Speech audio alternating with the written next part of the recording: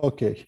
Today, my guest is Professor Dan Lee. I'll keep my introduction short to maximize our time with her. In the next 30 minutes or so, we'll talk about Dan as a person. Professor Lee is a thought leader and an esteemed scholar, and finally, is a mentor to many PhD students and junior faculty. For the sake of time, I'll skip many of her accomplishments and give you a very quick snapshot. Professor Lee is the Leslie Waters Chair in International Business and the chairperson of Management and Entrepreneurship Department in Indiana University.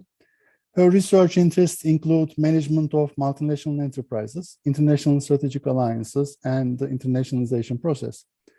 Her research was published in JIBS, SMJ, Global Strategy Journal, Journal of Business Ethics, Journal of World Business, Journal of International Management, Management International Review, and JBV, among others. Dan received the Soane Teaching Award in 2016, the Exceptional Inspiration and Guidance Award in 2015, the Research Award from the Institute for Advanced Study in 2014. Thank you, Dan, for joining us. Well, thank you very much for having me, and thank you for that very nice introduction. Thank you. And thank you for doing this conversation series. It has been really interesting to me personally to be able to hear a lot of interesting stories about personal journeys by so many scholars and their professional insights. So it's really interesting. Perfect. Thank you so much. And let's start with your story. What did you want to become when you were a child? I think at very young age, I knew two things that I would like to have, but I did not know exactly what kind of profession or job I would like to do.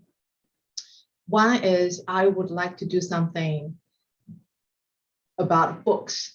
At a very young age, books represent knowledge. I will share more story about this part. So I want to do something. I would like to do something with books. I would like to be financially independent. So these two were very clear at very young age to me. So about the books, at one time, actually, I wanted to be a dictionary. It's not a job, but in my tiny word, dictionary at that time, that's the book with the most information, with the most knowledge. That's the most useful tool, I think, for everybody. So I was born in the mid 70s in China, in a small city. This at that time, China was a pretty poor country. That small city I was born in, that's a poor city. It's a city. So I really did not have much access to books. I love books, but I did not have access to. So the first professional idea that I had was about teachers, because at the beginning of each semester, teachers would distribute textbooks. And, those were the people in charge of knowledge, in charge of books. Mysteriously, they got books from somewhere. So that's one rough idea about books. There's another very interesting thing, which is a book room on my way to school. So I passed that book room. It's in the corner of a, turning of the street. You see in that corner, there's a small building. Not a small building, actually, just a small house there.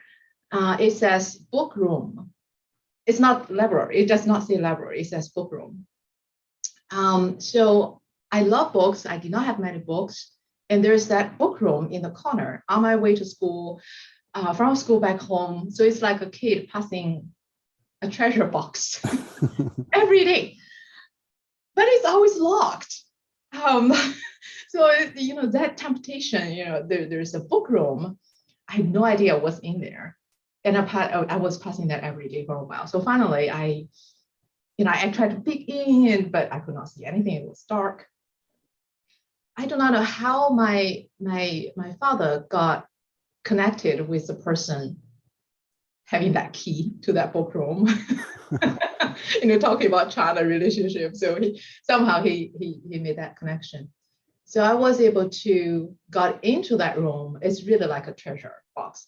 Not many books at all. It's a small room, not bigger than a large closet, I would say. But for me, it was. So I wanted to be that young man who had the key to that room.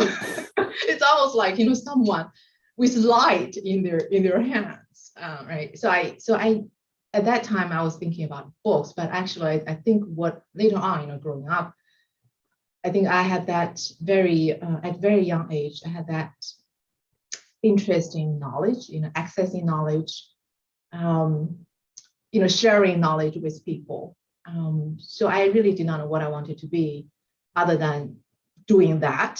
Of course, at that time, in my mind, there was no such term as encyclopedia. Otherwise, I would have wanted to be an encyclopedia probably. but I also want to know, I want to financially independent because of the, women around me, they're suffering the difficult situations they're in because they were not financially independent. So these are the two things that I, at very young age, very clear in my mind. Knowledge, something about knowledge and independent. Very interesting. I remember the first day I've seen a thesaurus. Yeah. That was a surprise to me. I didn't realize that words had so many synonyms, and Yeah. that was a shocking revelation. About the first earliest moment of awareness between domestic versus foreign, how did you realize that there was a world out there? It's not like one moment I realized, oh, this foreign. I would say it's a very gradual process.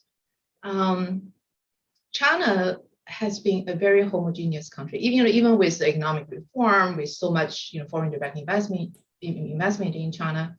Even a few years ago, when I took our MBA students to China, to Beijing, that's a very large city, very internationalized city according to Chinese standards. And one MBA student shared with me again, saying, it's so homogeneous. People all look alike. There are foreigners, non-Chinese, but not that many. So China has always been a homogeneous country, despite different ethnicities in China. So when I was growing up in that small city, everyone looked like me, pretty much. Even in that small book room, I was able to access some books. My school did not have a library. I did not even know whether the city had one at that time. So even in that book room with many books, in my little mind at that time, very few books authored by non-Chinese, and very few books with content about, the rest of the world other than China, the history of China. So and if there were anything about foreign countries, very often it's about the war, it's about invasion. So foreigners were bad guys. I did not want to have anything to do with that. But there were two experiences, I would say, kind of opened my eyes, opened my mind. One is a personal, both are personal, but one is about an uncle. At a very young age, I heard adults, my parents, my neighbors talking about this uncle, my father's older brother, talking about this uncle and his wife working in foreign countries.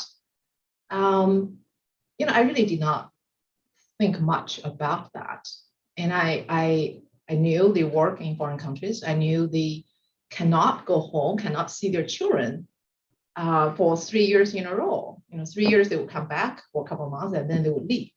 Now, that's nothing fun about that idea. I thought that's terrible. But there was one year they sent back cookies and candies. I all my life, I had never tasted anything like that. It was delicious. So I was like, wow, there's something really cool, really nice, for a kid at that time. When I later on, I learned that actually they work in embassy, in Chinese embassy in different countries. And the cookies and candies they send back, that's from Japan. But it was kind of blowing my mind, the taste that I could have. The other experience, very positive experience, and I think that experience probably influenced the whole generation in China. It's a TV show. It's called the Zhengda Variety Show. The co-host, Lan Yang, she's probably at least one of the most famous women from China in the whole world right now. I think she's named one of the 100 world's 100 most powerful women, probably 10 years ago or 7-8 years ago. She's one of the co-hosts for that show. Basically, that's a show broadcasted during the weekend. It's not very long. I think it's half an hour plus something else, or 45 minutes, something like that. So it takes you to different parts of the world and showing you the natural scenery, the history of that place, what people look like, what they do, and what they eat. Back to the cooking and delicious food. The slogan of that show is the world surprises me. The world is wonderful. So I also think that's the first TV show with foreign investment. Chinese media, very tightly controlled. Even today, very tightly controlled. I think that's the first TV show with foreign investment involved. But through that show, I was able to see what the rest of the world looks like. And I was hooked. It's just so fascinating to me. And I wanted to know more. I want to experience more.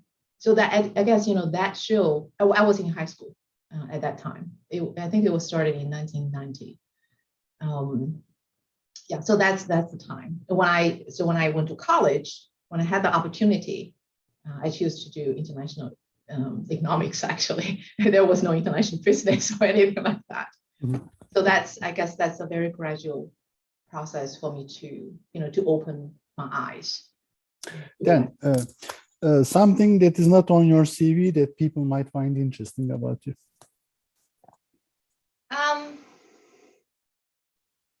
I would say my life is I have a great life. Let me say that. But my life is also kind of a simple life, I would say. Something that people do not know about me. I mean, you can see the pictures of my children. So that's something not on my CV. I like trying different recipes. Just trying something new. And I do not cook every day, thanks to my husband, I do not have to. I can do it, but I hope I do not have to do that every day. But I try different recipe. I guess it's just that there's some creativity in there.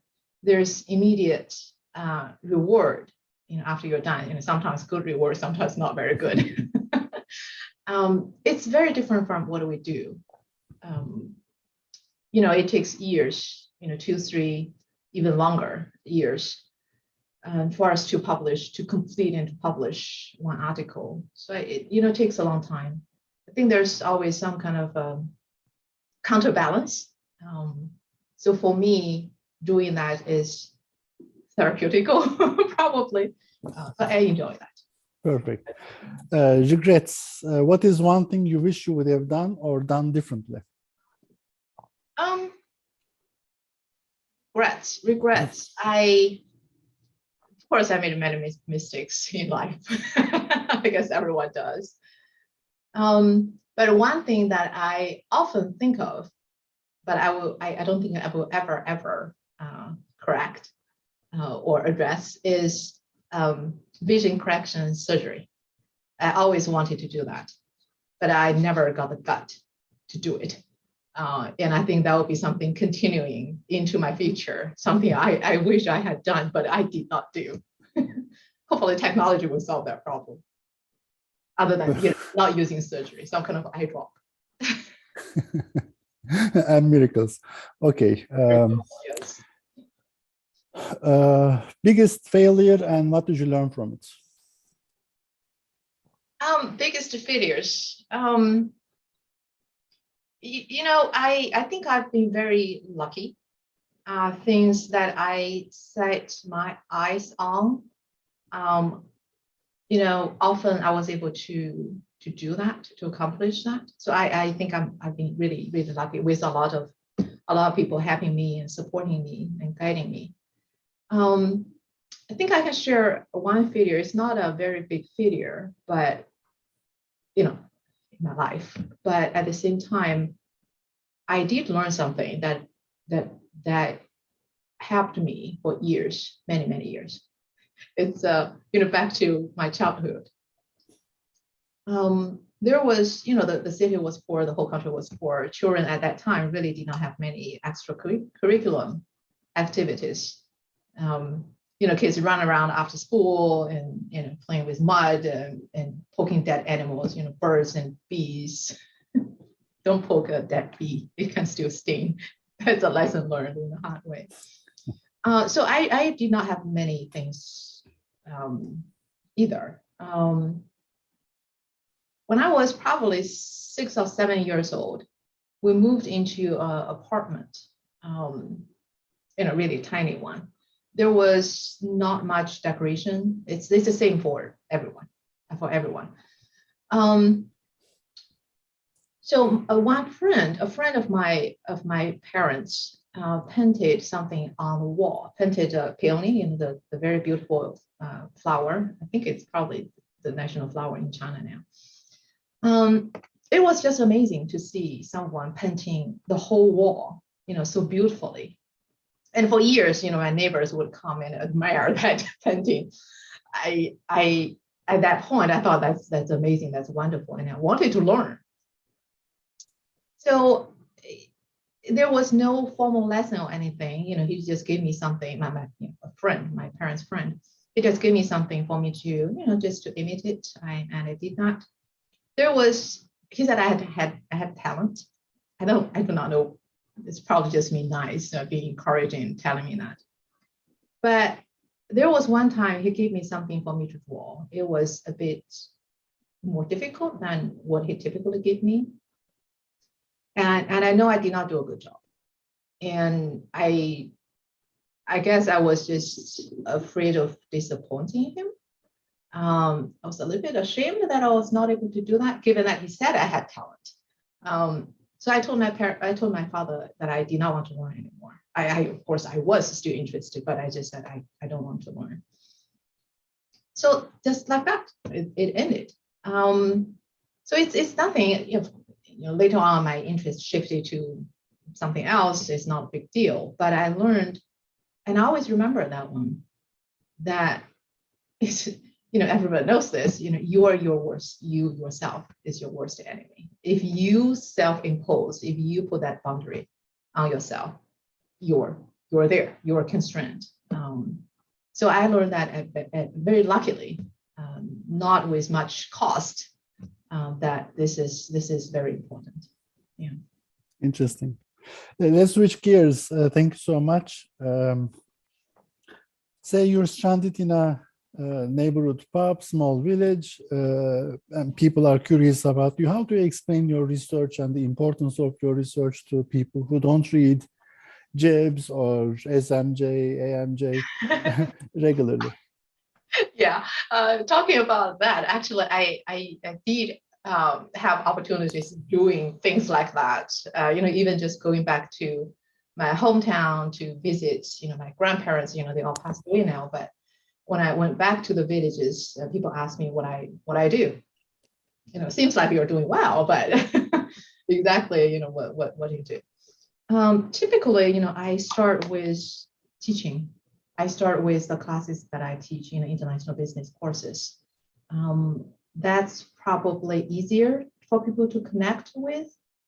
So that's where I would start. And moving on to research, typically I stay, at very general conversation about what I research, what I study. I would share that I help people understand multinational firms. Some of the relatives do not even know what I'm talking about, multinational firms. But I would say countries have different rules, different regulations, different social norms. I would not use the terminology like institutional, formal, informal institutions or institutional configuration or anything like that. I would say firms take advantage of that. For a variety of reasons, for good reasons and bad reasons. For good reasons, like you have a bigger market, you can sell more, you can make more profit, you can employ more people. But also for reasons like, well, I can go to this place to squeeze more profit out of the very old technology, but it will pollute the environment.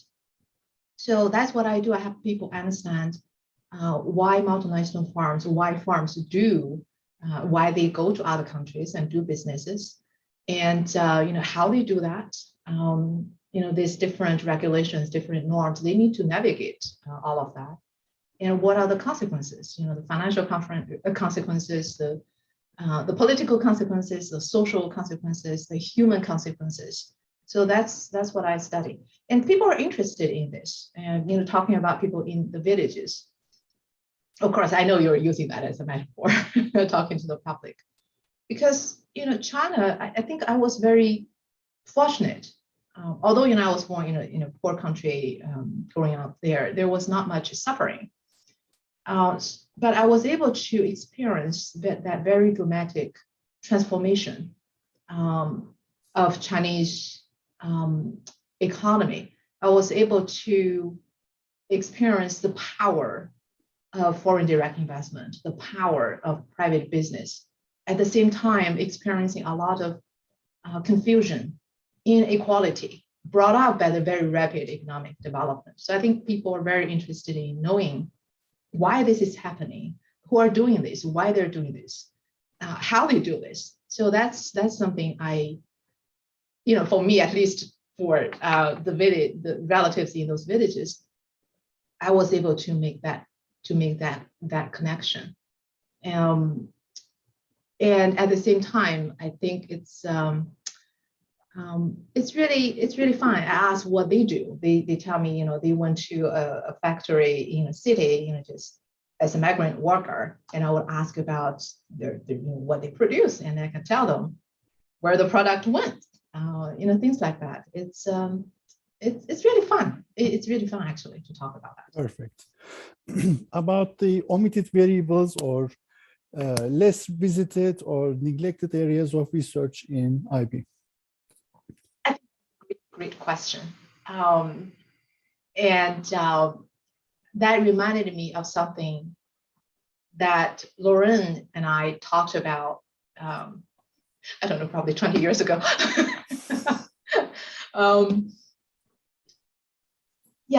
I think research, it takes a lot of time for research to evolve, for any field, not just our research area, for research to evolve.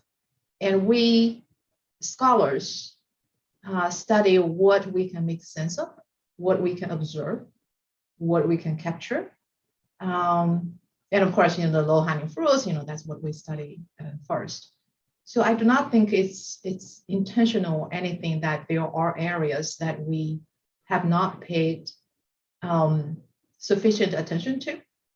So I mentioned, Lorraine and I had this conversation when I was a doctoral student, and she shared many insights with me. And one thing, and I think that's still relevant today, that's an element that we do not observe directly, and we have not had. We have had research, of course, but probably not enough. We could have done more. That's the human element. I think in your JIPS paper, the one from last year, the neglected elements in IB research, I think that you also talked about the human element. I'm not simply talking about individual decision makers or decision making at the individual level. Two things, I guess. One is indeed how we make decisions, because multinational firms make decisions. Those are people, executives, mid-level managers. These are people making decisions, and at the same time, we human bear the consequences. So I think that's the human element here. So in terms of the decision making, the subjectivity of decision making, right? The cognitive aspect of decision making, the dynamics of human interaction in decision making. That goes into the governance of multinational firms. So that's the decision making process, the human role in that decision making. For example, one project that my co-authors and I are working on right now, we're looking at immigrant CEOs. When they look at their home country, when they make decisions, whether the company, their firms would do something irresponsible in those locations, do they have that emotional bonding with their motherland, not to do that, not to do harm. The location of corporate social aid responsibility decisions. At the same time, the consequences of decision making, right? What we do, what companies do, what are the consequences, the sustainability considerations, human rights commitment. It's not just the financial part, the human cost that we bear. We are seeing more and more research on these topics, and we very likely will see more. And I think that's great. As a field, we're paying more attention to this part of our research, of business activities. Dan, what do you see as the next? Yes, human. Obviously, the human side is clearly important, but about the next 5 to 10 years of the field, to give some research direction to junior faculty or PhD students in IB, what are some of the key areas that you would identify to study further? Yeah, I would, of course, we all have our own lens of looking at the world, looking at businesses, looking at multinational firms' activities. So for me, well, I wish I had a crystal ball. I do not. Actually, I think it's, to some degree, I feel like it's fun that we do not have that crystal ball. It's an adventure. It's an exploration. So, but anyhow, it's kind of on the side. Two categories, I would say. I will not. It's not like 2 areas or anything. One is the phenomenon that we're experiencing now. Technology, for example. We've heard so much about machine learning, about AI, about big data. How technology innovation transformed some businesses. So I think that's something that we have begun, paying attention to. In international business research, we have always evolved with business activities. So that's something we will see more. At the same time, the political and social environment we're in today, we have seen an increasing number of publications on globalization versus deglobalization, the human expenses in the globalization process. Sustainability, of course, that's the part we just talked about, the grand challenges issues.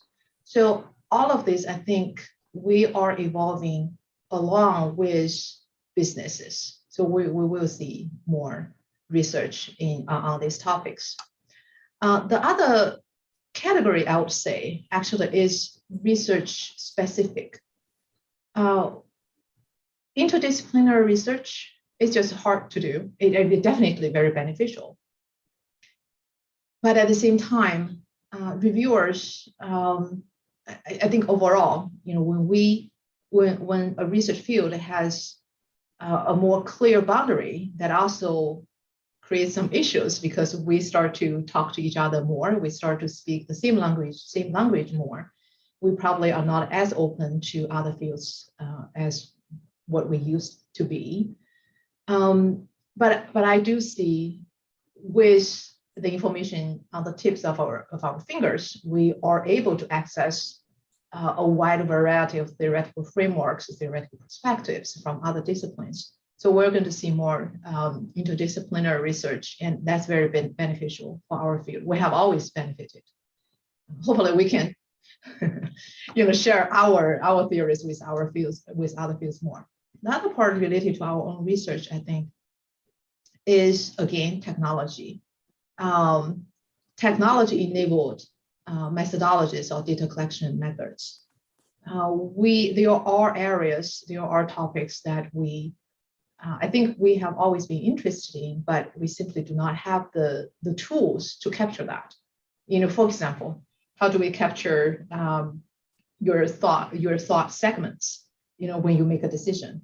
Like the one JIPS paper that I did with my former doctoral student. We did that Quadrix survey to ask people, to record their thinking process when they make decisions about country selection, right? Country selection, right? How novel is that topic? I guess, even with research topics, research themes that we have learned a lot with the new tools that we have, with the new data that we have. I think we probably will be able to shine light on more, just get more insights. I remember Lauren shared something with me before. It's like shine your light. If you do not have the data, you really cannot do much. I think that's true with many topics in our field. The most everyone knows about this one, the culture, national culture, with Hofstede's quantification and numbers with different dimensions of culture. We saw that explosion of cultures research, right? So I think with the technology we have, we probably will be able to see, that kind of blossom of research in our field. It reminded me of when you were discussing how do you capture the feelings towards country selection or immigrants' reaction. Colin Cameron was doing some research at Caltech, and he had a huge lab with electrodes. We don't have that, but it will be interesting. And actually, it's quite because people are giving an emotion. And this is an emotional thing. It's not only rational decisions all the time. Yeah, I had that kind of crazy idea if executives would allow us to put a helmet on their head. We do try with undergrads, but it's not the same effect. Yeah. For the sake of time, about the advice portion of the interview, what was the best advice you received from your advisor? Or from, you mentioned Lorraine a couple of times, or from Lorraine Eden. What was the best advice you received from your advisor when you were going through the program? Yeah, my academic parents, I would say, for my dissertation, I had co-chairs, Lauren for my international business part, and Michael Hitt for my strategic management. Of course, Mike also IB scholar, international strategy scholar. So I always say, for my identity, international strategy, I have these two legs, international business and strategic management. And I was really, really lucky having wonderful mentors. Laurie and Mike, they have offered me so many advices. It's hard for me to say, which one or two are the most, and also, many other colleagues and mentors, provided, and I learned so much. I think our profession, that's a very beautiful aspect of our profession. But to answer your question, I think a few things coming to my mind. One is, of course, to aim high, do quality work, no matter what you do. do it well. I think that's very, very important. The other advice that I received is to be open-minded and be respectful. I mean, I'm not simply talking about, talking to your advisor, to be open-minded. Also, with your colleagues, with reviewers, you also do some editorial work as editor, be open-minded for our own research, and also when we evaluate other people's work, be very open-minded, be respectful. And the third one that I want to share, it's very simple, but I think very, very important: complete your work. I think that starts with, term paper the student has, but there's a deadline with dissertation work. That's important. I think when pre-tenure, there's, hopefully, not many distractions, but particularly post-tenure, there are just so many responsibilities, other responsibilities for us to take. We need to do that.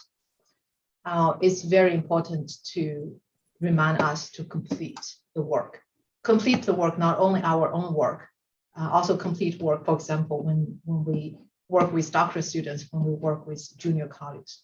They have very tight timeline, career-wise. There's always a clock ticking. So complete the work. I always keep that in mind, and I don't mind people imposing deadline on me. Just to be efficient. I mean, Kate Eisenhardt actually mentioned the same thing about completing the work. Actually, it's probably important.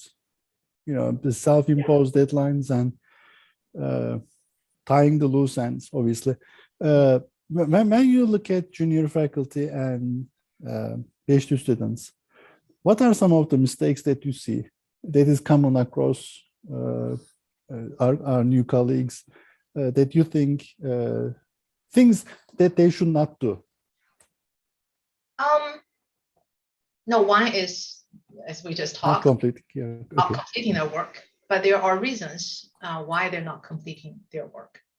I think there are two reasons. One is they're reading and thinking too much, always looking for that perfect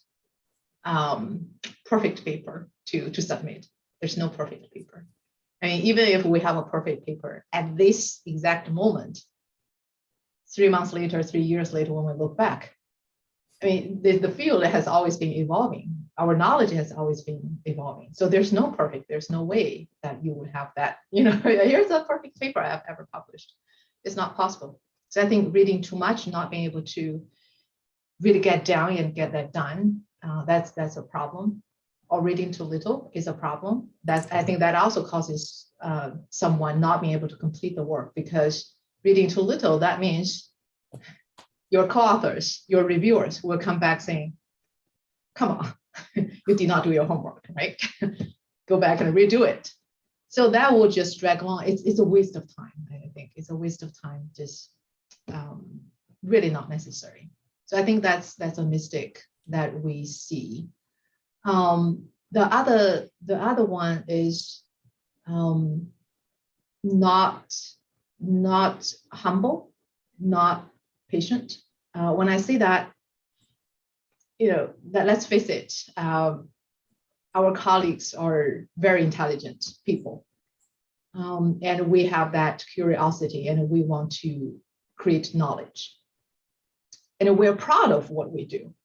And when we have our research projects, there's a reason we have some kind of drive that we would want to explore, we would want to know, and we want to share that with the rest of the world. So we're proud of that, and we do not like being criticized. That's our kids. It's just my mom. I use that analogy a lot. We do not want people to criticize, but our profession, for knowledge creation, for our own benefit, for us to be able to produce the best work we could produce, we have to be open. We have to be humble. We have to be able to be willing to listen, be willing to accept criticisms. I think that's very, very important. There was one time a student even talked to me saying, I have revised this so many times. How many more times do you want me to revise it?